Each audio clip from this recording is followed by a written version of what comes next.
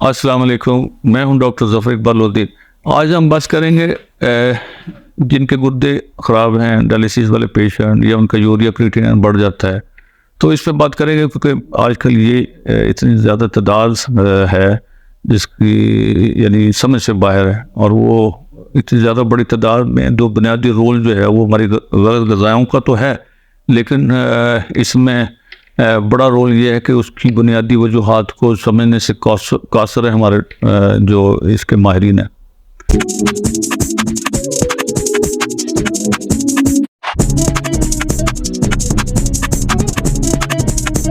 तो आज हम इस पर बात थोड़ी सी करते हैं। देखिए, इशू ये है कि हमारी पूरी बॉडी के सारे ऑर्गन को लीवर चला रहा है। अच्छा, हमारे दिल, दिमाग, गुर्दे, साव, हड्डियाँ, टिश्यू सब कुछ चला रहा है। 5000 केमिकल डेली तैयार करता है। तो किडनी को लीवर चला रहा है। किडनी की सारी रिक्वायरमेंट्स, तो जितने केमिकल चाहिए वो तो लीवर दे रहा है। ब्रेन को और हमारी हड्डियों को और हमारी आंखें, कान, दिल, दिमाग, गुर्दे को 5000 के करीब केमिकल तैयार करता है। तो ये सब तो फ्राहम कर रहा है लीवर। तो जब जिगर को लीवर ठीक होगा तो गुर्दे फंक्शन ठीक रहेंगे। जब लीवर फंक्शन पूरे नहीं है तो फिर किडनी के इश्यूज भी और दिल के इश्यूज और मुख्तलिफ इश्यूज आने शुरू होंगे। तो जरूरत इस बात की है कि हम इसको देखें कि हमारा लीवर जो 5000 केमिकल तैयार करता है उसकी बुनियादी रिक्वायरमेंट प्रोटीन है।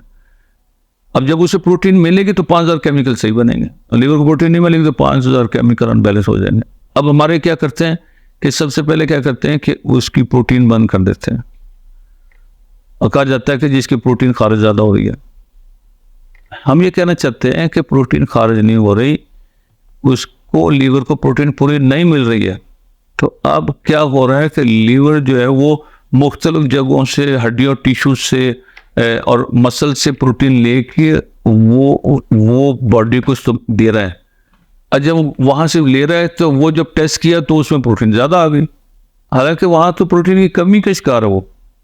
और प्रोटीन की कमी से जब वो वहाँ से प्रोटीन ले रहा था, हड्डियों मसल से प्रोटीन लीवर लेके इस्तेमाल कर रहा था, तो आपने जब टेस्ट किया ब्लड का तो उसके अंदर प्रोटीन ज़्यादा शो हो गई, आपने प्रोटीन बंद कर दी।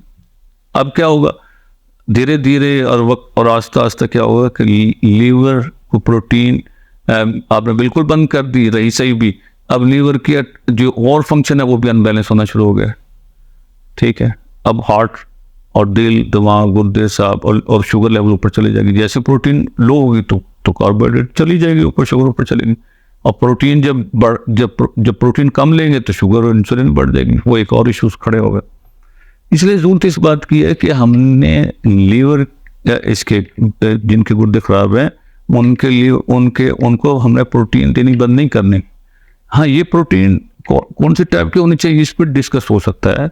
जैसे मैं बाज़ लोगों के लिए मटन बंद कर देता हूँ, ठीक है, तो और बाज़ लोगों के लिए मटन ठीक है, वो तो सर मैं आंख से डायग्नोज कर देता हूँ। ये रेडियोलॉजिस्ट है, इसकी मेरे पास फैसिलिटी है पाकिस्तान में, इसका और कोई डॉक्टर नहीं है, तो वो इसमें सपोर्ट तो मैं देता हूँ। लेकिन बुनियादी तौर पे ये समझने वाली मैं जो समझाना आपसे चाह रहा हूँ, और भी पेशेंट्स के लिए भी, और जो हमारे जो मुआलिजीन हजरात हैं उनके वाले से भी मैं गुजारिश करना चाहूँगा बड़े अदब के साथ कि उनकी प्रोटीन पे तवज्जो दें।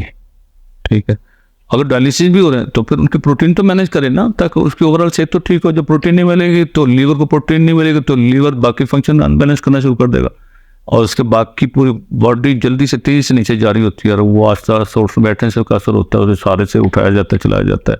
अगर वो 40-50 से ऊपर पेशेंट है तो बेचारा ख़वातीन है तो फिर वो बेचारी बिल्कुल ही डाल हो जाती है। तो मैं आखिर में ये अपने असिस्टेंट को बताता हूँ कि वो बाद में आपको उसमें हमारे किडनी जो पेशेंट हैं, डायलिसिस वाले पेशेंट हैं जिनके, उनको हमने प्रोटीन दी, ठीक है, लेकिन वो जैसे होता है कि प्रोटीन के साथ अपने वज़न के साथ जितना उसका वज़न है एक ज़रूर मिला के उसमें फ्रूट सब्जी जरूर शुरू करें। जैसे अगर 70 किलो वज़न एक ज़रूर मिला लें, 700 ग्राम फ्रूट हो गया। अगर 90 किलो वज़न एक ज़रूर और मिला लें, 900 ग्राम फ्रूट हो गया। उसमें शलगम, गाजर, खीरा, सेब, अमरूद, आड़ू वगैरह दे दें। तो जब वज़न के साथ एक ज़रूर मिला के फ्रूट सब्जी देंगे, और कम से कम 50 ग्राम प्रोटीन दें। तो एक पॉप तो 5 अंडों में 50 ग्राम प्रोटीन होती है। खीरा खा के अंडा खा लें या फ्रूट के साथ। तो इसी तरह 200 ग्राम बादाम में 50 ग्राम प्रोटीन है वो, और दूसरे मेरे लेक्चर उसमें आप देख लें। प्रोटीन के काफ़ी सोर्स मैंने उसमें उसकी मिकदार सेट की हुई है, बताया हुआ है। और 2 किलो दूध में 50 ग्राम प्रोटीन है। वो उसमें क्योंकि लिक्विड इनटेक का इशू होता है, तो आप उन्हें दही की मिकदार को दे सकते हैं और बाकी प्रोटीन के सोर्स दे दें। और इसी तरह एक पाव मछली में 50 ग्राम प्रोटीन है, तो मछली जो है ना स्टीम या बारबेक्यू दें, फ्राई ना दें, तो ये आप कर सकते हैं।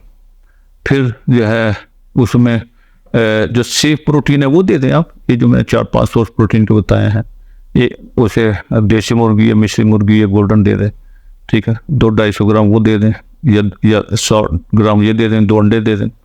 आप देखेंगे कि उससे कितनी उसकी रिकवरी होती है। और इसमें राइस बंद कर देते हैं, और राइस बंद करने की समझ से बाहर वजह, वो दुनिया में जहाँ चावल खाया जाता है वहाँ कोई डॉक्टर नहीं होता, वहाँ कोई पेशेंट नहीं होता, वो मैदे कोई मरीज नहीं होता, वो ह्यूमन बॉडी के साथ मैच करती है चावल। तो चावल ज़रूर खिलाएं।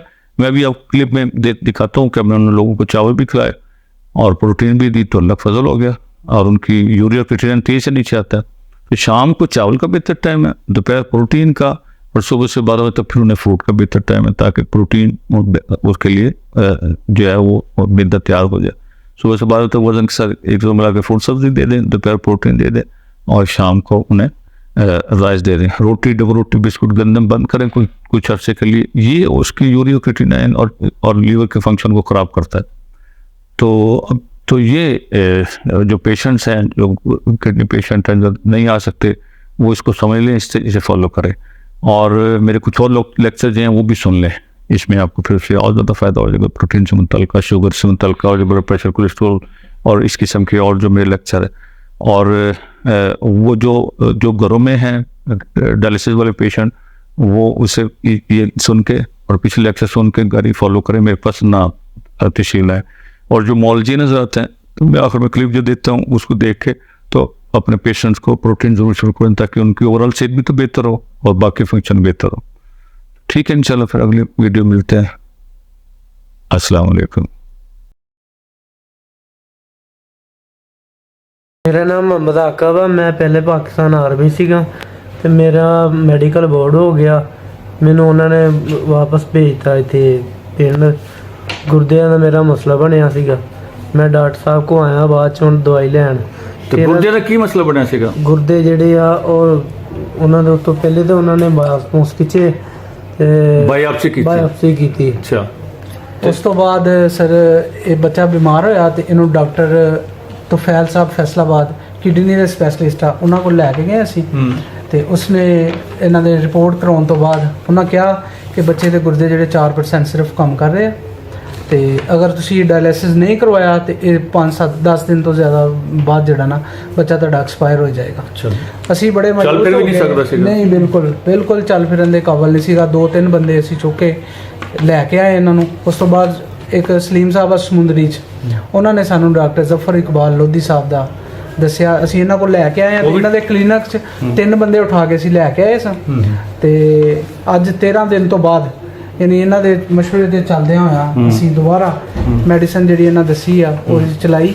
13 ਦਿਨ ਬਾਅਦ ਇਹਨਾਂ ਦਾ ਜਿਹੜਾ ਯੂਰੀਆ ਵਾ ਉਹ 13 ਦਿਨ ਬਾਅਦ 381 ਸੀ, ਤੇ ਅੱਜ ਅਸੀਂ 21 ਤਾਰੀਖ ਨੂੰ ਦੁਬਾਰਾ ਜਿਹੜੀ ਆ ਰਿਪੋਰਟ ਕਰਾਈ ਆ ਉਹ 294 ਤੇ ਆ ਚੁੱਕੀ ਆ। 294 ਤੇ ਕ੍ਰੀਟੀਨਾਈਨ ਸਰ ਜੀ ਇਹਨਾਂ ਦਾ ਸੀ ਆਪਣਾ 31.69। ਅੱਜ ਹੈ ਇਸ ਟਾਈਮ 24.4, ਸਿਰਫ 13 ਦਿਨ ਤੋਂ ਬਾਅਦ। 13 ਦਿਨ ਤੋਂ ਬਹੁਤ ਸਾਰਾ ਮਾਸ਼ਾਅੱਲਾ ਬਿਹਤਰ ਹੈ ਬੱਚਾ।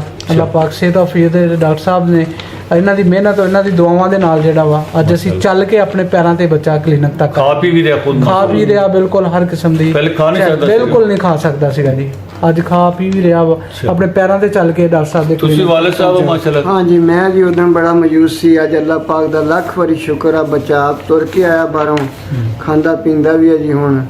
ਅੱਲਾਹ ਦਾ ਸ਼ੁਕਰ। अल्लाह पाक ने फजल फरमाया, बहुत अल्लाह पाक ने फजल फरमाया। और बेहतर महसूस करते हो? जी, पहले नालों बेहतर है। चलो शुक्र। मेरा नाम शमशान अली है। मैं बुरेवाला से आया हूँ। मैं डायलिसिस का मरीज़ हूँ। मेरे तकरीबन 1 साल से डायलिसिस हो रहे हैं। ठीक है, डॉक्टरों ने जवाब दे दिया था, वो कह रहे थे ट्रांसप्लांट होगा आपका। तो मेरे बाबा का दोस्त है, उन्होंने मुझे बताया है कि आप एक दफ़ा साहिवाल डॉक्टर ज़फ़र इकबाल लोधी से मिलें। तो मैं इधर आया हूँ, तो इधर से मुझे काफ़ी फ़र्क पड़ा है। उन्होंने मेरी डॉक्टर जो दूसरे डॉक्टर थे उन्होंने मेरा केला, बकरा वगैरह या टमाटर, चने, दालें बंद की हुई थी, चावल वगैरह भी। तो इन डॉक्टरों ने खोले हैं, ठीक है ना, डॉक्टर जफर इकबाल लोधी साहब ने खोले हैं। तो इससे मुझे काफ़ी फ़र्क पड़ा। इन्होंने इलाज किया मेरा बकरे से और केले से, ठीक है। तो अल्हम्दुलिल्लाह अल्लाह पाक का काफ़ी करम है मुझ पर। मैं अब डायलिसिस नहीं हो रहे? ना, वो डायलिसिस नहीं हो रहे, 1.5 माह से डायलिसिस नहीं हो रहे। पहले जब मैं आया था तो मेरा ब्लड यूरिया 185 था, तो अब अल्हम्दुलिल्लाह 95 है, और क्रेटिनिन मेरा 17.8 था, तो अब 12 है, नॉर्मल है काफ़ी अल्हम्दुलिल्लाह। अल्लाह पाक का बहुत करम है, मैं एक नॉर्मल ज़िंदगी गुजार रहा हूँ। सेहत ठीक है? हाँ जी अल्हम्दुलिल्लाह काफ़ी बेहतर है मुझे। फिटनेस बेहतर महसूस हाँ कर जी रहे हैं? अल्हम्दुलिल्लाह काफ़ी बेहतर है माशाल्लाह। अल्लाह पाक ने फजल फरमाया। हाँ जी अल्हम्दुलिल्लाह। मेरा नाम मोहम्मद आरिफ है, मेरा ताल्लुक़ मुल्तान से है। मेरे डायलिसिस होते थे, मैं भी पहले व्हील चेयर पे आया था डॉक्टर साहब के पास, आज मैं अपने पैरों पे चल के आया हूँ 20 दिन के बाद। हफ्ते में कितने दफ़ा होते थे डायलिसिस? 2 दफ़ा डायलिसिस होते थे। अब बिल्कुल नहीं हो रहा? 20 दिन में नहीं करवाया? नहीं, अब बिल्कुल नहीं हो रहा अल्हम्दुलिल्लाह, मैं बिल्कुल बहुत बेहतर हूँ। और उस दिन किस तरह व्हील चेयर पे आए थे? व्हील चेयर पे आए थे, आपने बाहर क्लिनिक से बाहर चेक किया था मेरे को। अंदर नहीं आ सकते थे? अंदर नहीं आ सकता। आज माशाल्लाह 20 दिन में चल के आए हैं, अल्हम्दुलिल्लाह। अल्लाह का फजल हो गया।